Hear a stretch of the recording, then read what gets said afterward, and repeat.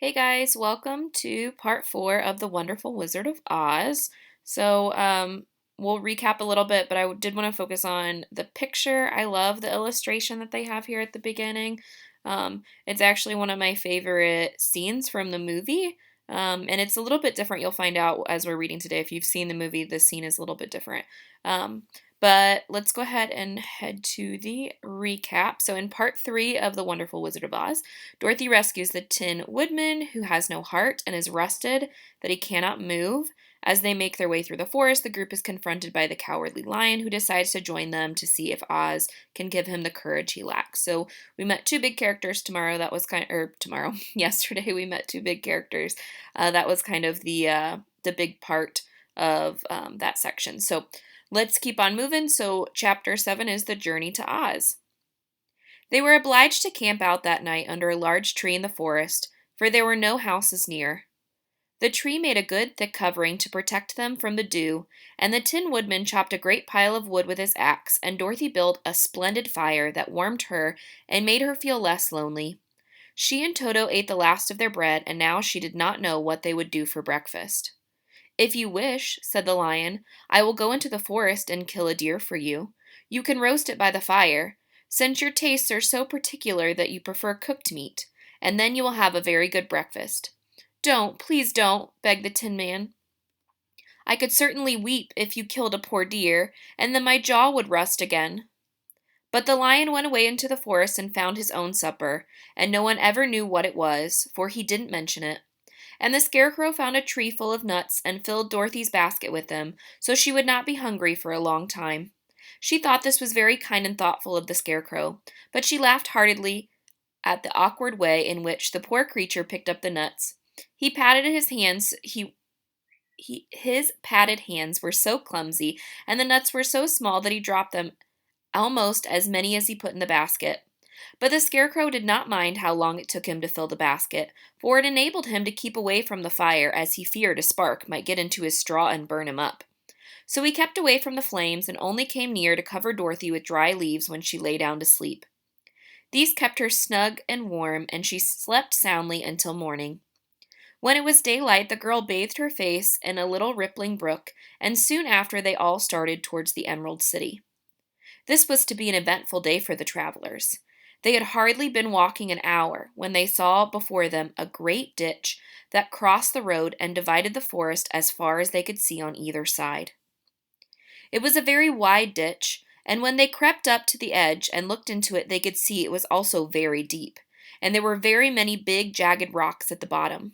The sides were so steep that none of them could climb down, and for a moment it seemed that their journey must end.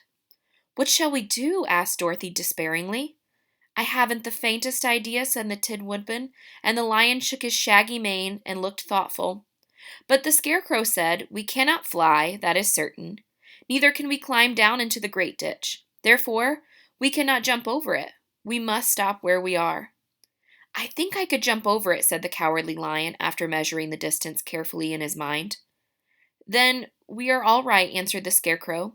You can carry us all over on your back one at a time. Well, I'll try it, said the Lion. Who will go first?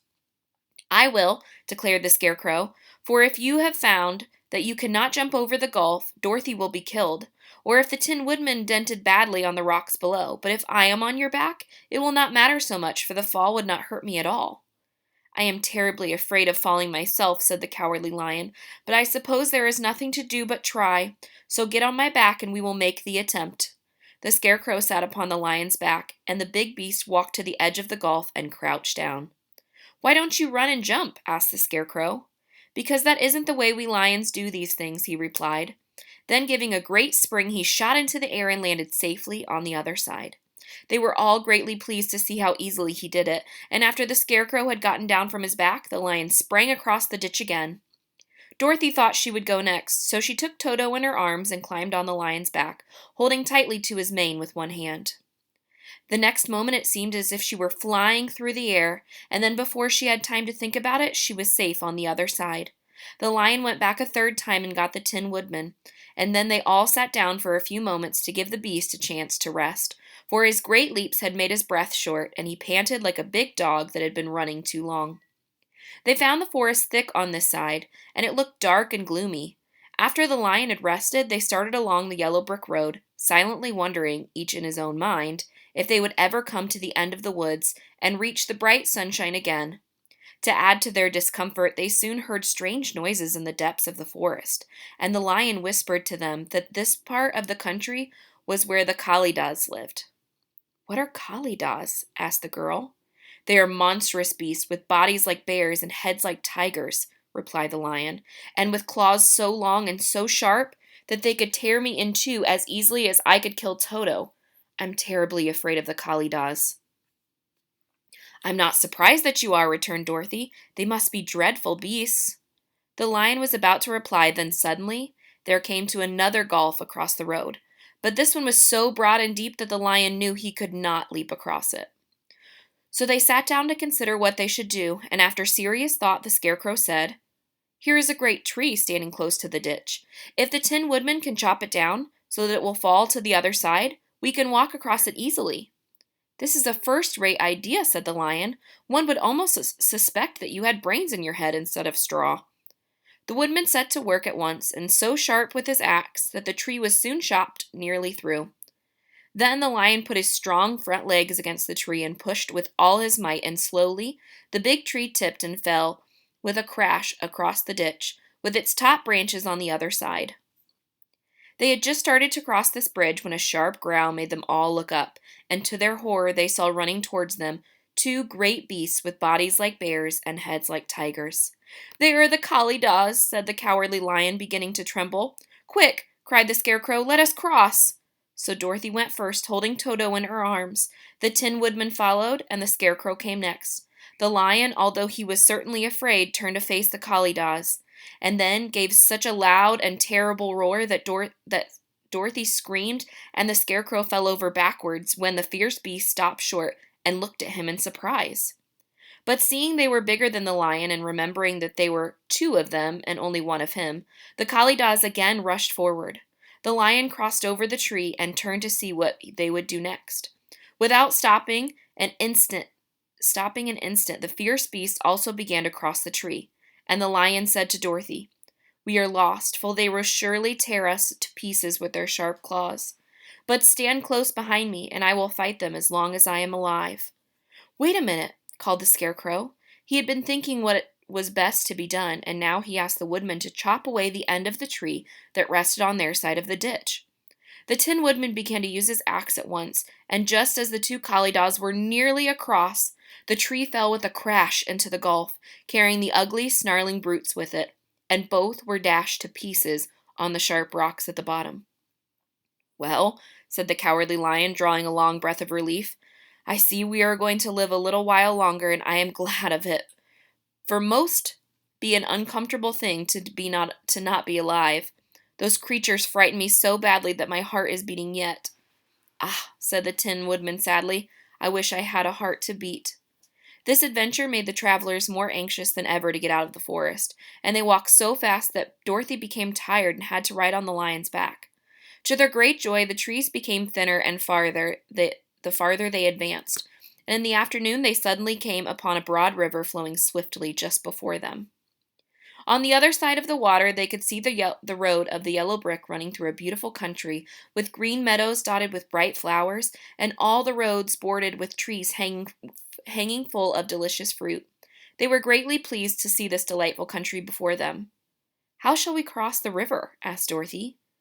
"That is easily done," replied the Scarecrow.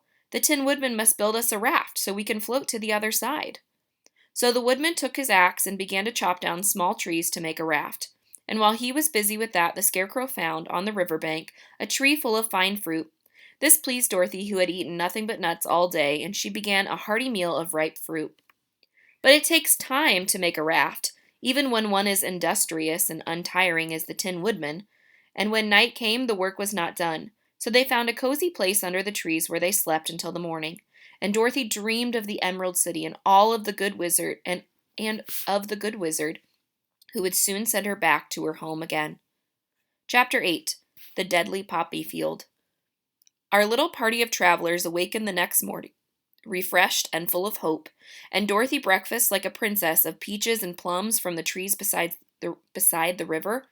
Beyond them was a dark forest. They passed safely through, although they had suffered many discouragements. But before them was a lovely sunny country that seemed to beckon on to them to the Emerald City. To be sure, the broad river now cut them off from the beautiful land. But the raft was nearly done, and after the Tin Woodman had cut a few more logs and fastened them together with wooden pins, they were ready to start. Dorothy sat down in the middle of the raft and held Toto in her arms. When the Cowardly Lion stepped upon the raft, it tipped badly, for he was big and heavy. But the Scarecrow and the Tin Woodman stood upon the other end to steady it, and they had long poles in their hands to push the raft through the water. They got along quite well at first, but when they reached the middle of the river, the swift current swept the raft downstream further and further away from the yellow brick road, and the water grew so deep that the long poles would no longer touch the bottom. "This is bad," said the Tin Woodman, "for if we cannot get to the land, we shall be carried into the country of the Wicked Witch of the West, and she will enchant us and make us her slaves." "And then I should get no brains," said the Scarecrow. "And I should get no courage," said the Cowardly Lion. "And I should get no heart," said the Tin Man. "And I should never get back to Kansas," said Dorothy. "We must certainly get to the Emerald City if we can," the Scarecrow continued, and he pushed so hard on his long pole that it stuck fast in the mud at the bottom of the river. Then, before he could pull it out again, or let go, the raft was swept away, and the poor Scarecrow was left clinging to the pole in the middle of the river. "Goodbye," he called after them, and they were very sorry to leave him indeed. The Tin Woodman began to cry, but fortunately remembered that he might rust, so he dried up his tears on Dorothy's apron. Of course, this was a bad thing for Scarecrow. I am now worse off than when I met Dorothy," he thought. "Then I was stuck to a pole in a cornfield where I could make believe scare crows. I could make believe scare the crows at any rate. But surely there is no use for a scarecrow stuck on a pole in the middle of a river. I am afraid I shall never have any brains at all." Down the stream the raft floated, and the poor Scarecrow was left behind. Then the Lion said, "Something must be done to save us. I think I can swim to shore and pull the raft after me, if you only hold fast to the tip of my tail." So he sprang into the water, and the Tin Woodman caught fast hold of his tail. Then the Lion began to swim with all his might towards the shore. It was hard work, although he was so big. But by and by they were drawn out of the current, and then Dorothy took the Tin Woodman's long pole and helped push the raft to land. They were all tired when they reached the shore at last and stepped off into the pretty green grass, and they also knew the stream had carried them a long way past the road of yellow brick that led to the Emerald City. "What shall we do now?" asked the Tin Woodman, as the Lion lay down on the grass to let the sun dry him. "We must go back to the road in some way." "The best plan will be to walk along the river bank until we come to the road again," remarked the Lion. So when they rested, Dorothy picked up her basket and started along the grassy bank, to the road from which the river had carried them. It was lovely country, with pretty flowers and fruit trees and sunshine to cheer them, and had they not felt so sorry for the poor Scarecrow, they could have been happy. They walked along as fast as they could, Dorothy only stopping once to pick up a beautiful flower, and after time the Tin Woodman cried out, "Look!" Then they all looked up the river and saw the Scarecrow perched upon the pole in the middle of the water, looking very lonely and sad. "What can we do to save him?" asked Dorothy. The Lion and the Woodman both shook their heads, for they did not know. So they sat down upon the bank and gazed wistfully at the Scarecrow until a stork flew by, who, upon seeing them, stopped to rest at the water's edge. "Who are you and where are you going?" asked the stork. "I am Dorothy," answered the girl, "and these are my friends, the Tin Woodman and the Cowardly Lion, and we are going to the Emerald City." "This isn't the road," said the stork, as she twisted her long neck and looked sharply at the queer party. "I know it," returned Dorothy, "but we have lost the Scarecrow, and we are wondering how we shall get him back." "Where is he?" asked the stork. "Over there on the river," answered the little girl. "If he wasn't so big and heavy, I would get him to you," remarked the stork. "He isn't a bit heavy," said Dorothy eagerly, "for he is stuffed with straw, and if you are willing to bring him back, we shall thank you ever and ever so much." "Well, I'll try," said the stork, "but if I find him too heavy to carry, I shall have to drop him in the river again." So the big bird flew into the air over the water till she came to where the Scarecrow was perched upon his pole. Then the stork, with her great claws, grabbed the Scarecrow by the arm and carried him up into the air and back to the bank, where Dorothy and the Lion and the Tin Woodman and Toto were sitting. When the Scarecrow found himself among his friends again, he was so happy that he hugged them all, even the lion and Toto, and as they walked along they sang Toldy Reedio at every step. I was afraid I should have to stay in the river forever, he said, but this kind stork saved me, and if I ever get any brains, I shall find the stork again and do her some kindness in return. That's all right, said the stork, who was flying along beside them. I will always like to help anyone in trouble, but I must go now, for my babies are waiting in my nest for me. I hope you will find the Emerald City and that Oz will help you.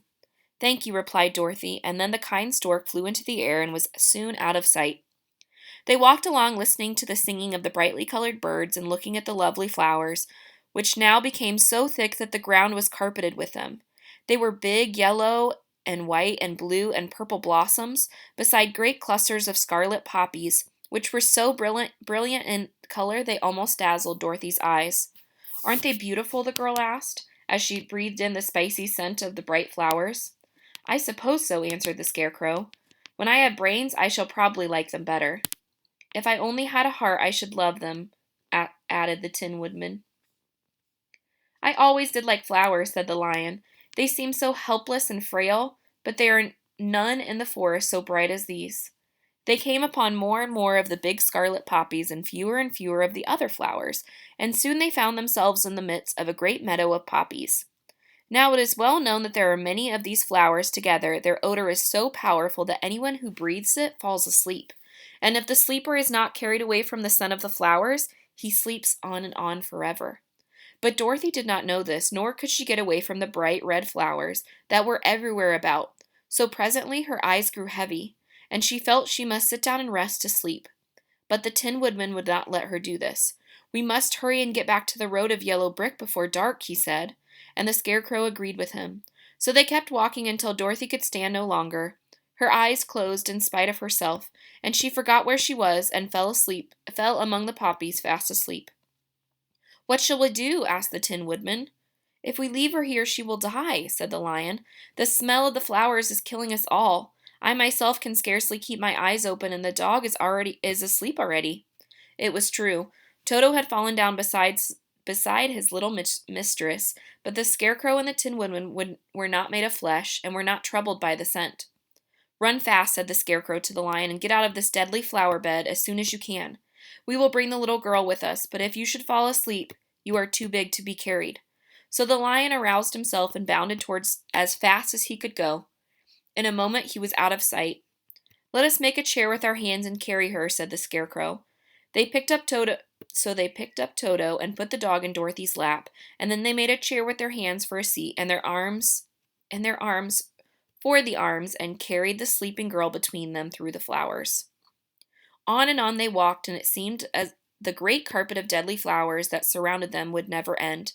They followed the bend of the river, and at last came upon their friend the Lion, lying fast asleep among the poppies. The flowers had been too strong for the huge beast, and he had given up at last and fallen only a short distance from the end of the poppy bed, where the sweet grass spread a beautiful field of green before them. We can do nothing for him, said the Tin Woodman sadly, for he is much too heavy to lift.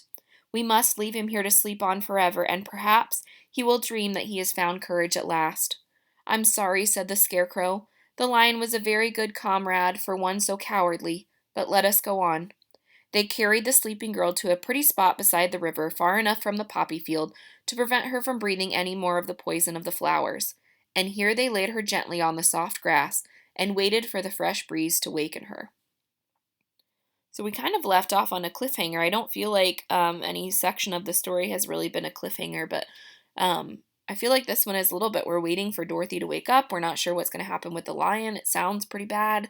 So we'll have to see. You guys will have to wait all weekend. Oh my gosh, yeah, you'll have to wait until next Tuesday to see the next part. So today we're going to do another chapter quiz. So make sure that you're looking through the story well. Make sure that you've looked through the glossary. I cannot emphasize that enough, making sure that you're understanding what those words mean. Make sure that you have the story pulled up when you're going through the chapter quiz. You guys can get back into the story whenever you need during that quiz. And I think that's it. So I hope you guys enjoyed this part of the story. I thought it definitely had a lot of adventure. There were a lot of different elements that happened. different difficulties that the group ran into. So I thought this was kind of an exciting, fun part of the story. But good luck on your chapter quiz, and we will see you for part 5 next Tuesday.